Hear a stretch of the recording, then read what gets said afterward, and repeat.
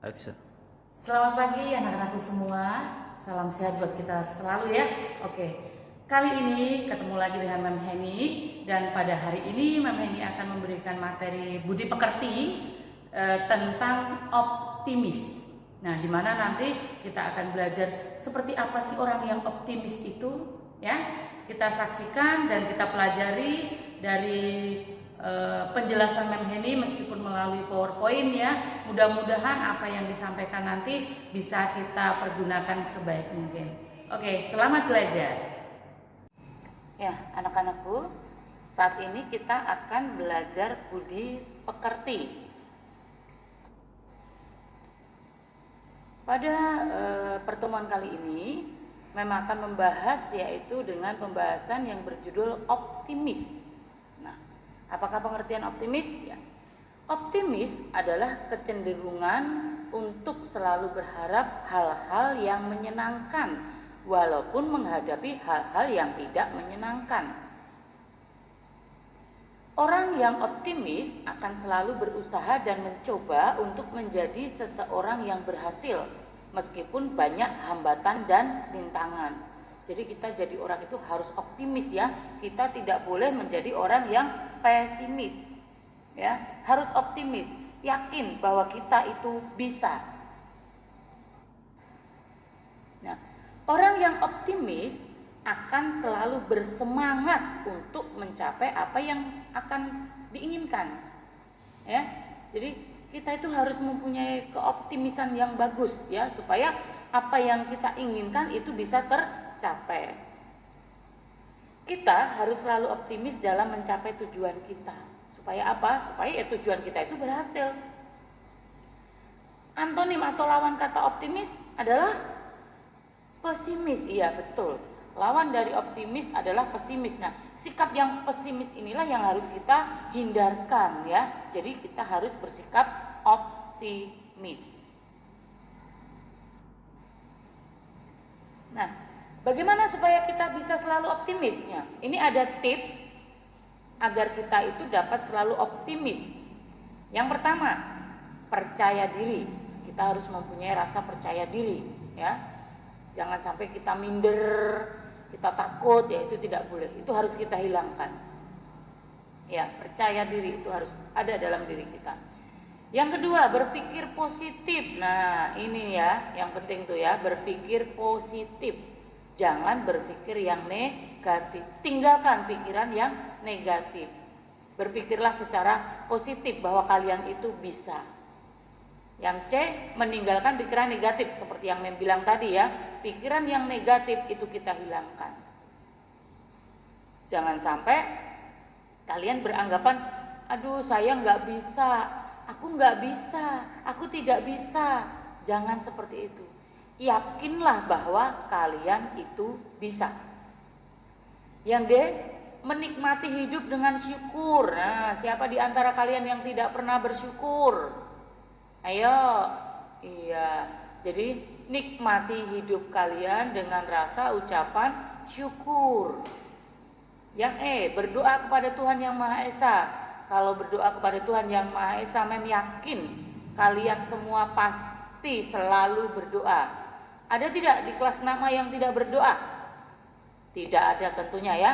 Meskipun Mem tidak dekat dengan kalian, tapi Mem yakin dan Mem percaya kalian pasti selalu berdoa setiap saat pada Tuhan Yang Maha Esa. Ya. Nah, itu adalah tips-tips kita agar kita selalu dapat mempunyai rasa optimis. Sekali lagi, bagaimana tipsnya? Apa saja tipsnya? Yang pertama, percaya diri. Yang kedua, berpikir positif. Yang ketiga, meninggalkan pikiran negatif. Yang keempat, menikmati hidup dengan syukur. Dan yang kelima, berdoa kepada Tuhan Yang Maha Esa. Nah, bagaimana supaya kita menjadi orang yang optimis? Ya, yang perlu kalian perhatikan, langkah-langkah yang pertama, meluruskan niat.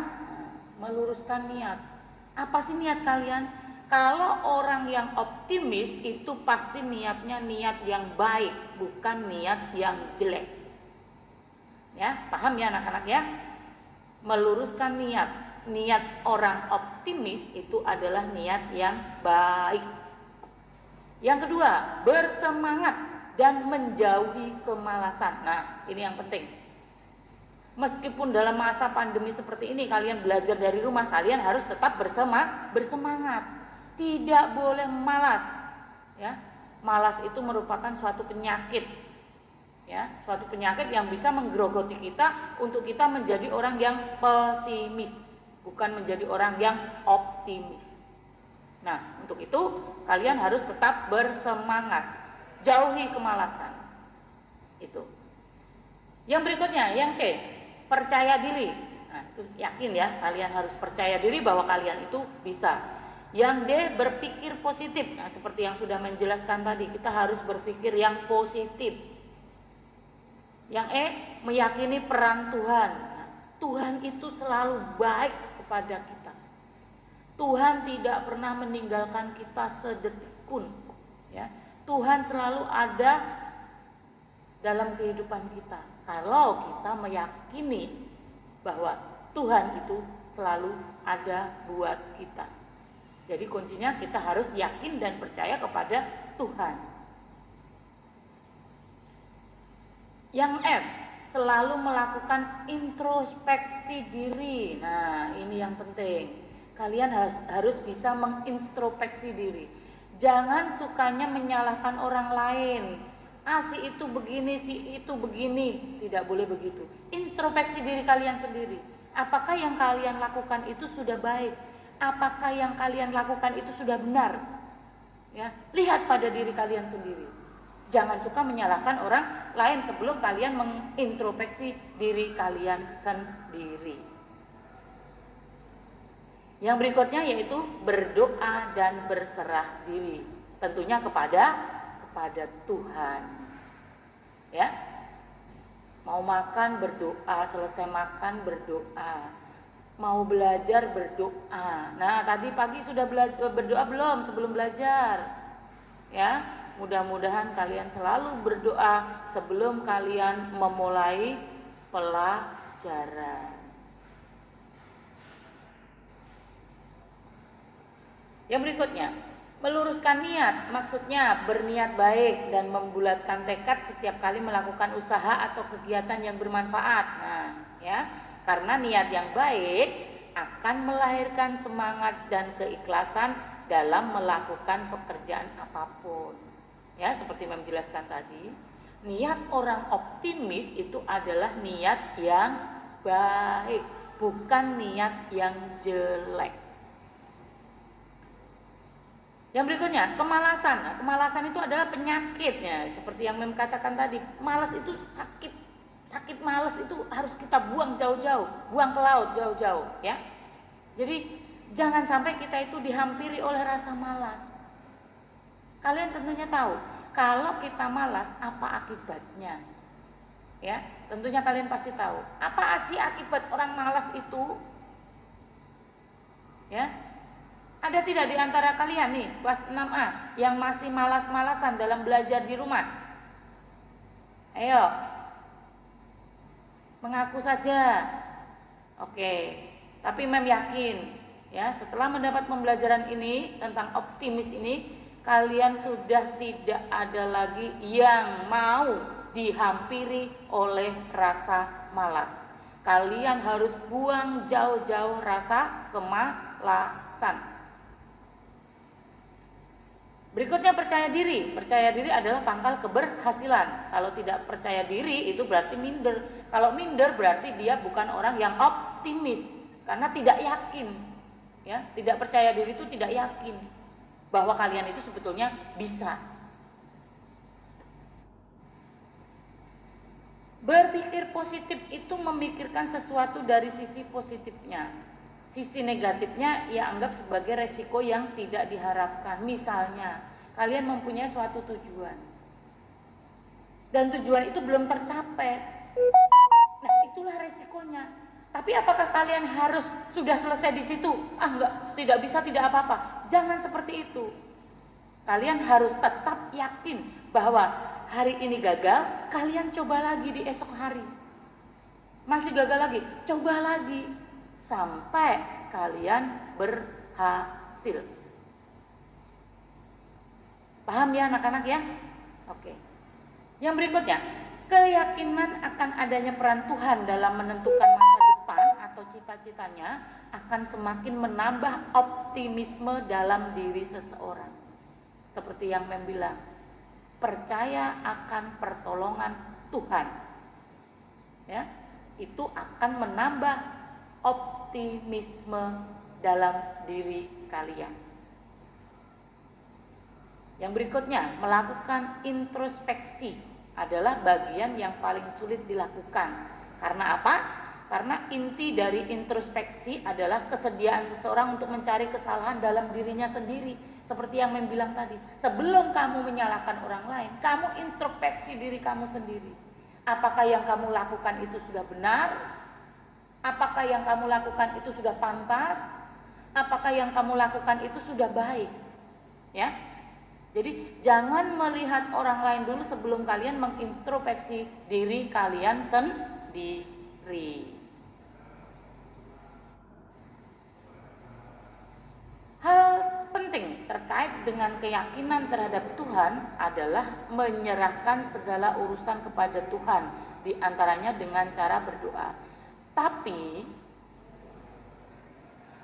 jangan hanya berdoa tapi tanpa berusaha.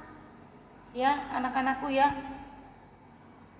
Tiap detik berdoa terus tapi tidak ada usahanya. Bagaimana doa itu bisa dikabulkan oleh Tuhan? Ya. Paham ya maksudnya ya? Jadi kita berdoa kepada Tuhan tetapi kita juga harus berusaha. Berusaha apa? Berusaha untuk menjadi orang yang baik, berusaha untuk menjadi orang yang optimis.